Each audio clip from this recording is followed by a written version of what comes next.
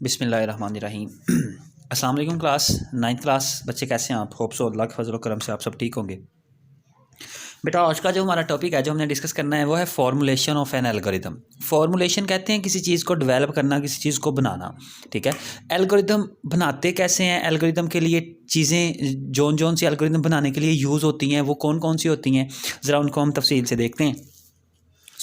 Topic है जी formulation of an algorithm. कहता है देर आर डिफरेंट नोटेशंस या कीवर्ड्स। कीवर्ड्स क्या होते हैं मेरा बेटा? कीवर्ड्स होते हैं special symbols that are used.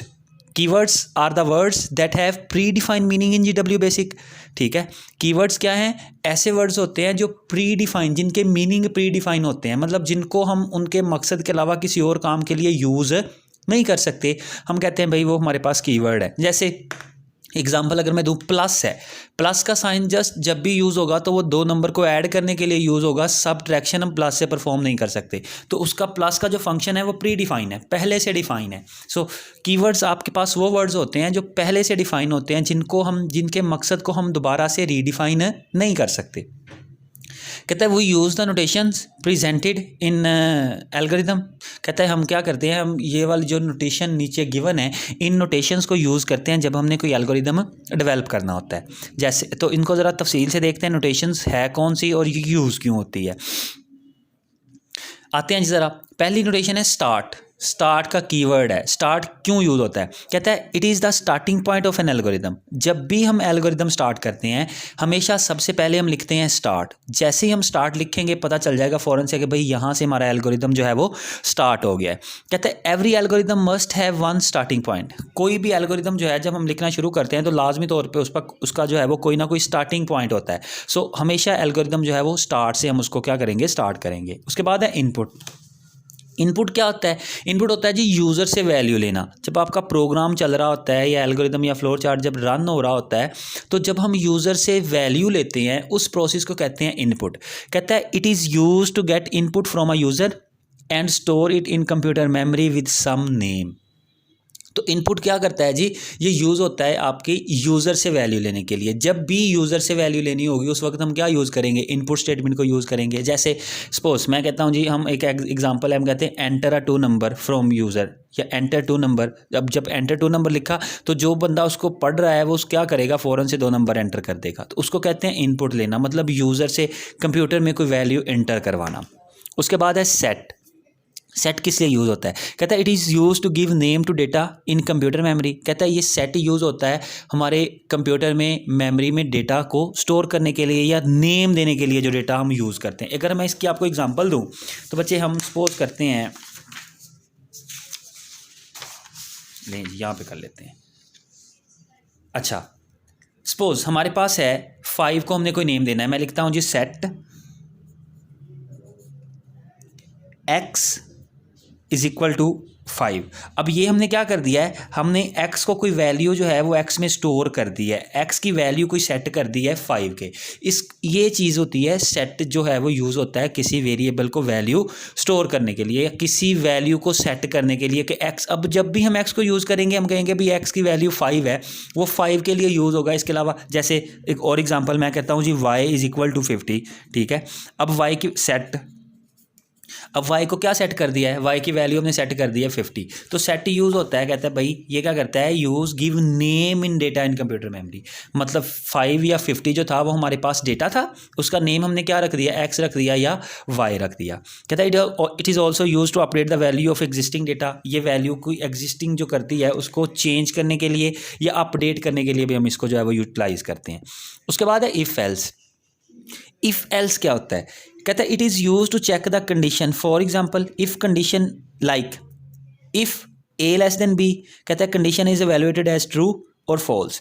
मतलब इफ़ और एल्स हम एल्गोरिदम में यूज़ करते हैं। बच्चे हमारे पास एक कंडीशन होती है, जैसे सपोज नंबर है, मैं करता हूँ जी एक्स ग्रेटर देन वाई। ठीक है, यही एग्जाम्पल ले लेते हैं, यही वाली।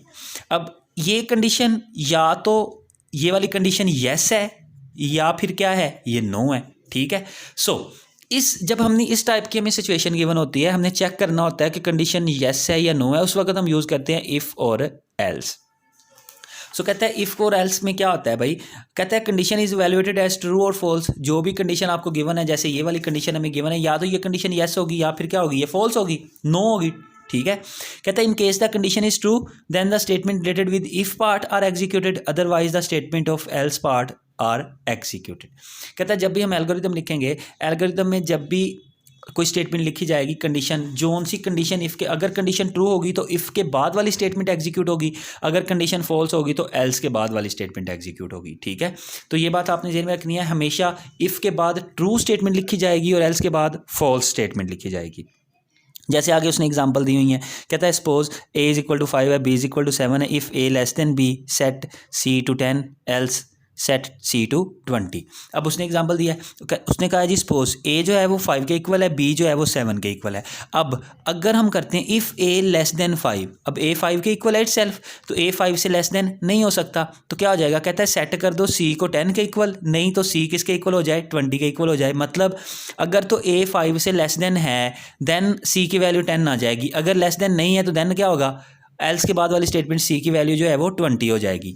अब ये हमें पता है 5 लेस देन नहीं है 5 के, सो c की वैल्यू, अब कंडीशन फॉल्स होगी तो फॉल्स के बाद क्या होगा, जो एल्स के बाद स्टेटमेंट ये वाली स्टेटमेंट है ये एग्जीक्यूट होगी। अगर ये कंडीशन ट्रू होती तो जिस इफ़ के बाद स्टेटमेंट लिखी हुई है वो एग्जीक्यूट होनी थी। अच्छा जी, उसके बाद गो टू स्टेटमेंट है हमारे पास। गो टू यूज़ होती है मेरा बेटा एक पॉइंट से दूसरे पॉइंट पे मूव होने के लिए। कहता है it is use to transfer control a certain step of algorithm. कहता है it is usually required in loop. ये हम लूप में यूज़ करते हैं, लूप आपके सिलेबस का पार्ट नहीं है, ठीक है। सो इसको ये गो टू स्टेटमेंट जो है वो नॉर्मली हमारे यहाँ पे यूज़ नहीं होगी, अगर हम होगी भी तो वो ये होता है एक जंप करवाने के लिए, एक स्टेप 1 पे हम स्टेप 1 से डायरेक्ट स्टेप 5 पे जाना है तो हम कहते हैं गो टू। हम गो टू आगे स्टेप 5 लिखते थे तो फ़ौरन से क्या करवा देता है, हमारे कंट्रोल को स्टेप 5 पे मूव करवा देता है। उसके बाद है आउटपुट। आउटपुट किसी भी चीज़ को स्क्रीन पे डिस्प्ले करने के लिए यूज़ होती है, ठीक है। कहता है it is use to display value, मतलब जब कोई चीज़ या रिजल्ट हमने स्क्रीन पे डिस्प्ले करवाना है उसके लिए हम आउटपुट यूज़ करते हैं। बच्चे आप इसके लिए आउटपुट यूज़ कर सकते हो, आप इसके लिए प्रिंट भी यूज़ कर सकते हो, ठीक है। प्रिंट भी हो सकता है, आउटपुट भी हो सकता है, और मेरा बेटा इसके लिए डिस्प्ले भी हो सकता है, ठीक है। It is up to you, जोन सा मर्जी, आप प्रिंट यूज़ कर लो, डिस्प्ले यूज़ कर लो या आउटपुट यूज़ कर लो। और उसके बाद लास्ट स्टेप है जी स्टॉप।